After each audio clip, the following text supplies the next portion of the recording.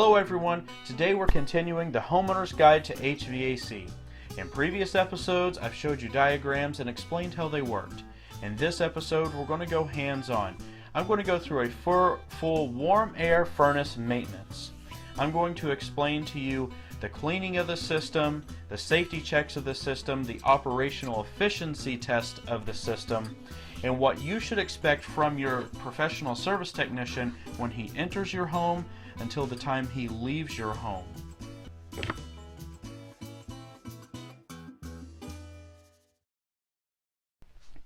So the first thing that we do, let's go ahead and check the air filter. If the air filter is very dirty, that could indicate that there has been unnecessary stress on this system. So in this hypothetical situation, this does have a very dirty filter. In fact, this filter, you can see that there's a lot of animal hair and dander.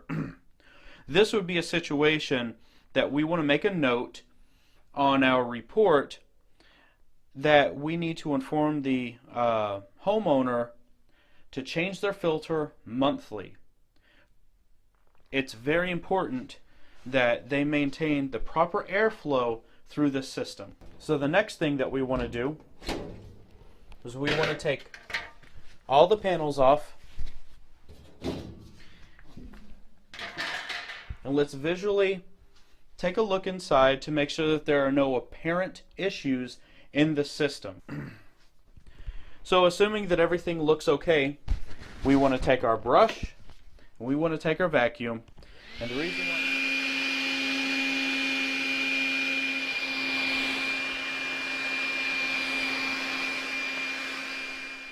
okay, now that we've cleaned the air side of the system, now we actually have to clean the burner side of the system.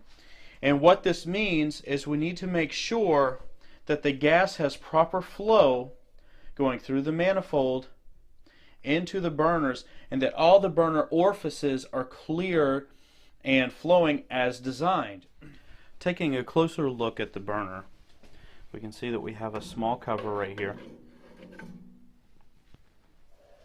And sometimes you have these covers, sometimes you don't. A lot of older units do have these covers. We're going to make sure we're going to put that where it doesn't get damaged. And let's take a closer look at the burner inside. This type of furnace has a heat exchanger where this burner here extends the full length of the heat exchanger, and the flames flow naturally upward. It isn't forced going through a type of salamander heat exchanger. This is just a straight up heat exchanger, and it tries to restrict the flow a little bit so that the air can absorb the heat. So with this one, it does have an igniter combination flame sensor and intermittent pilot. So for this one, the burner does look like we need to pull it out. We most definitely need to clean it. So let's go ahead and pull that out. We'll take a look at it, and then we're going to look at the heat exchanger, because this one is the burner itself. All the gases come out here, and you can see on the back how it restricts and how it flows the gas all the way out to the end. The pilot and igniter and flame sensor are all mounted right there. So we would take two of these bolts out, and then it's held in by two bolts here. This sits on a rack in the back. You have a collar right here, and this determines how much air is mixed with the fuel coming out. Okay, at this point I'm actually going to stick a camera inside of the heat exchanger, and we're going to take a look at what this looks like on the inside. This is a Milwaukee inspection camera. It has different light settings, and then we can actually see hello inside. So we can see right here we have a lot of stress In fact, we have a lot of rusting going on inside.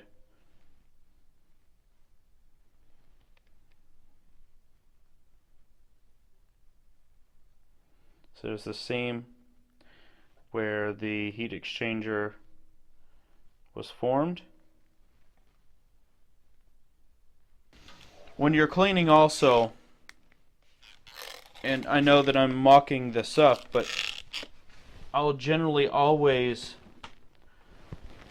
take the vent off as well and look inside of the vent to make sure it's clear and there's not buildup as well. And sometimes that's easier and sometimes it's harder, but where possible I always take the vent off and check that. Some other things while we have the burner off on this particular unit is we need to take a look at the flame sensor inside, and the reason why we need to do that is the flame sensor gives a amperage reading to the unit here, and that actually says, hey, the pilot's on and it's safe to start. So it senses a flame, and let's take a look at it. If we take a look at this here, this is a combination pilot, igniter, electronic igniter, and flame sensor. And whenever you clean the flame sensor, you just want to make sure you get any carbon that's on off, and that it can have a clean surface for the flame to hit. While we have the fan compartment open, it's a good time to check the capacitor. The capacitor actually helps the blower motor for the furnace start, and that's important because it takes a lot more energy to start than it does to run. And if the capacitor starts to get weak or it fails, it can actually burn out the motor because it doesn't have that extra push at the start. If it's 10% or greater below the 7.5, then that means we would recommend replacing this. Before we test it, we actually need to discharge it, and how we do that is we just put a screwdriver across the top, which has continuity, and that helps discharge it because it will have a bit of a charge. So we want to take our meter, we want to set it to microfarads.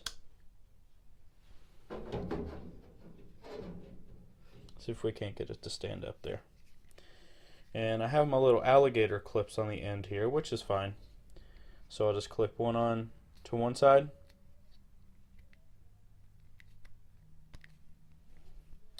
And then we'll clip it onto the other side. And let's see what we have here. So this is coming in at 7.68 microfarads. So that means this capacitor is still good. We'll take that and we'll mark that as pass and in good health whenever we give the report to the customer. When we start to do the safety checks of the system, the fan compartment usually has a safety switch. In fact, it should always have a safety switch built in. When the cover's off, it will depress, and that will open a set of contacts that will not allow the unit to run. The reason why is that the squirrel cage is very dangerous, and if someone were to stick their hand in there, or God forbid a child got in there, or a pet, it would cause serious damage, and we want to avoid that at all times. So we can try to start the unit by hitting the switch back on, and if it doesn't come on with this switch off or in the open position, then it's safe. We can put the cover back on,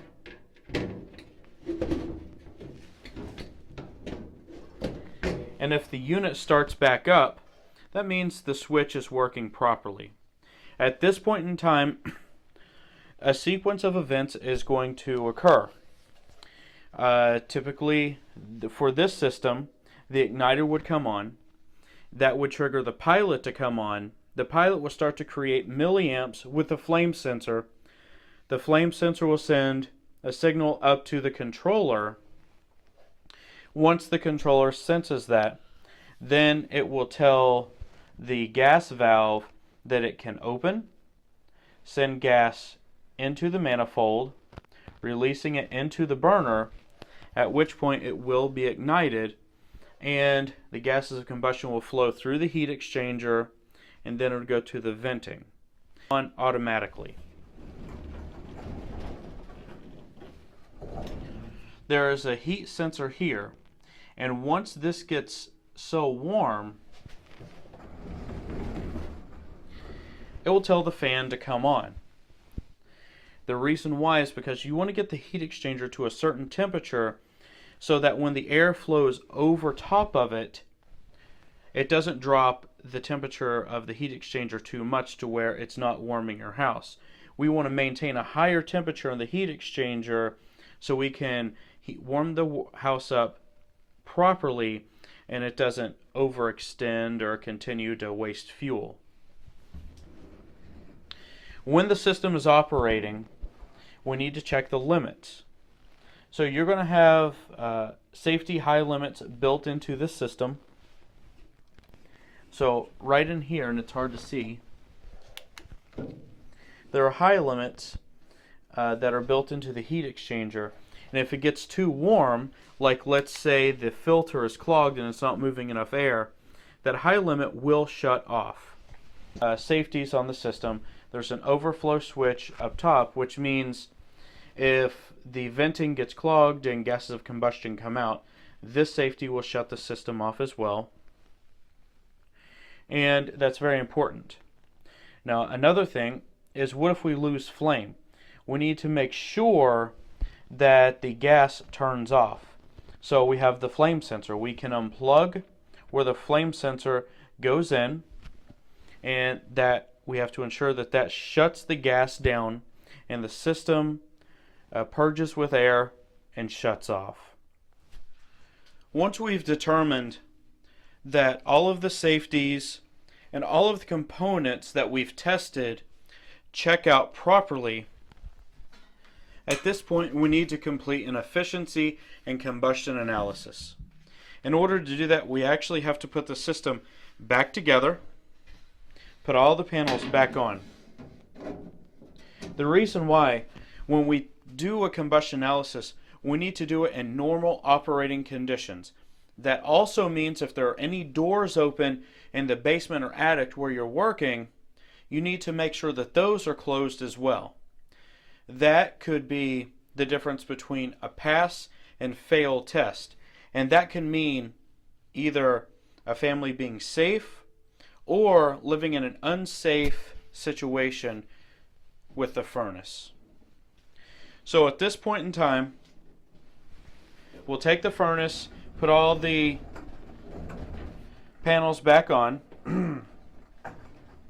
We'll go to the thermostat, and we'll actually turn it on to the thermostat. We'll watch the sequence of events and make sure that everything operates properly. You need to let the system run for approximately 10 minutes. You want it to balance out, to warm up, and you want your fan to come on so there's normal operating conditions as well. Now, I will test after the fan comes on, assuming everything's okay, and I'll usually let this run for 5 to 10 minutes. I want to get a good baseline and make sure that the system is leveled out. When the system is operating, we have to ensure that there is less than 100 ppm of carbon monoxide. After we complete our test, we want to make sure that we don't lose our results. I usually hit hold. I'll take the results. If you have a printer, then the technician will actually print out the results.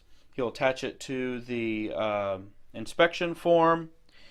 If you don't have those, if you don't have a printer, then on your inspection form you should have lines where you can fill in the efficiency, the carbon dioxide, the carbon monoxide. You want to fill in the oxygen as well. You want to know what the flue temperature is. Know that your system is safe. You have evidence that it's safe as well. When the technician has completed the cleaning, the safety checks, and the combustion analysis of the system, it's time to talk to the customer. So as a customer, you'll get bill of health for your system. The technician will talk to you. He'll go through all of the safeties of the system,